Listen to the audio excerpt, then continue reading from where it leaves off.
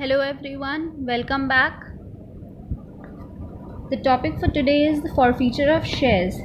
Suppose if any shareholder who fails to pay the amount due on allotment or any of the calls within the specified period, suppose a company has made an allotment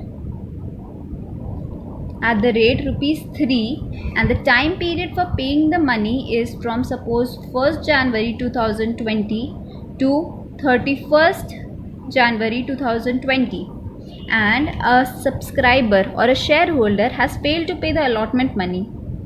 Subsequently, a company makes call money and the amount for paying call money is 1st March 2020 to 31st March 2020. Subsequently, a shareholder does not pay this amount. Therefore, the company decides that their share should be cancelled, and this is called as forfeiture of shares. Okay, so now moving further to its accounting treatment, we have the journal entry for forfeiture is share capital account debit to calls in arrears including both allotment and calls. The total amount which he has failed, that is rupees 8 per share, as per this question, calls in arrears account debit to share forfeiture. Share forfeiture will be the amount that the company has received. Suppose the application was rupees 1 per share. So the share forfeiture will be amount 1, and share capital is the total value called up. So called up money.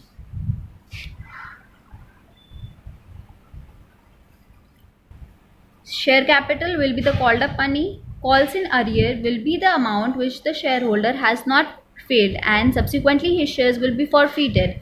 And share forfeiture is the amount which the shareholder has paid already. Okay. Now, along with this forfeiture, we have an entry called reissue. When the company reissues the forfeited shares, here the accounting treatment will be bank account debit to share capital. Suppose a share whose value was rupees 10 per share is now reissued at rupees 9 per share. Then the balance of rupees 9 will be in the debit side as share forfeiture account. That is the difference amount, that is rupees 1, and bank will be rupees 9 and total share capital will be rupees 10. Similarly, in case of here 9, suppose company has called for 11 rupees, then it will be bank account debit to share capital account to securities premium, just like we have done earlier. The bank receipt will be 11, share capital 10, and premium of rupees 1. Okay, let's solve a question. Solving this question, we have 20,000 shares which are payable rupees 10 per share, out of which an applicant who has been allotted 100 shares has failed to pay allotment and first call money. His shares were forfeited and was reissued at rupees 88.50 per share. This means that here the reissue is at discount, and also the company has not called the final call money, so we'll treat as if only rupees 8 has been called up. In the above question, we see that the company has issued 20,000 shares, of which the amount is divided as 3 application money, 3 allotment, 2 first call, and second call not made. Fine, so we'll make the entry till first call only. And out of this 20,000 shares, a shareholder holding 100 shares did not pay allotment money and first call money. He did not pay, and thus his shares were forfeited. So moving forward to this journal entry. So the first entry of allotment will be same like we were doing in earlier cases, that is bank account debit to share application account, 20,000 shares into rupees 3.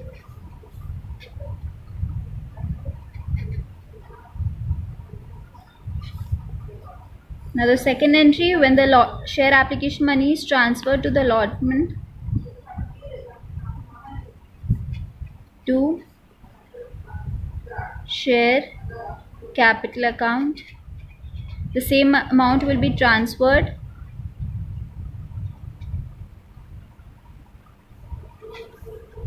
third entry of allotment when due, then share allotment to share capital account, 20,000 shares at the rate rupees 3.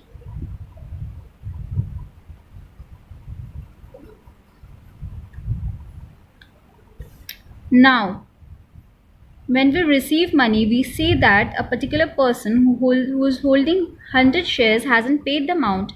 So bank account debit calls in arrear account debit to share allotment account. Since the amount has not been paid, it will be in the debit side, since that it's an expense for the company, it's a loss to the company. 60,000 amount not paid will be 100 shares at rupees 3, that is 300 amount not paid.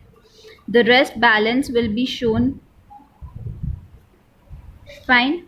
Now for the first call due, first call account debit to share capital account, 20,000 shares, rupees 2 each.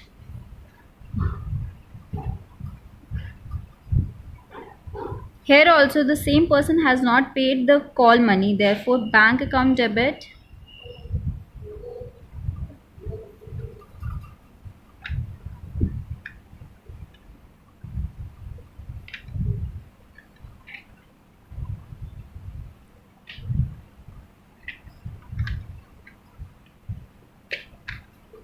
the amount of arrear will be rupees 100 into 2, that is not paid 200 rupees, the balance received. And now finally making the forfeiture entry, share capital account debit to calls in arrear account to share forfeiture.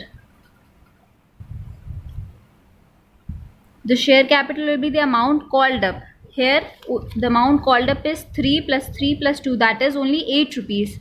So 8 rupees per share, and the shares that is being forfeited, that is only 100 shares are being forfeited, though 8 into 100, that is 800 shares. And from the above general entries we can see that 200 calls in arrear at the time of calls, and at the time of allotment arrear were 300. Then in summation we have the arrear of rupees 500, and the amount received is on only application, therefore 100 into 3, 300 is the forfeiture. Thus this is the forfeiture entry. The next entry this is the forfeiture entry. The next, it is said that these shares were reissued at 8.50. So here is the case of reissued at a discount. Reissuing at discount, the amount will be, since amount is received at the time of reissue, bank account debit share forfeiture account debit to share capital account, that is 100 into 10, 1000. Forfeiture is the amount which is not received, that is 1.50 per share into 100, and the amount of share which it's being reissued.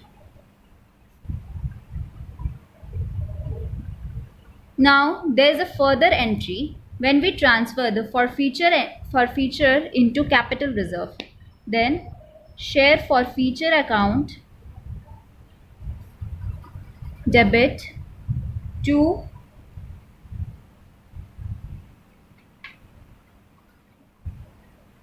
capital reserve. Here the amount which will be transferred is the forfeiture which we have got over here, that is 300 less 150. Therefore 300 minus 150. So amount is 150 per share which is reissued. This is reissue entry. This is transfer entry. Therefore in forfeiture we have three entries. When forfeiture only takes place, one entry is of forfeiture and one entry of reissue, and then the amount which is been adjusted by forfeiture and reissue is transferred to capital reserve.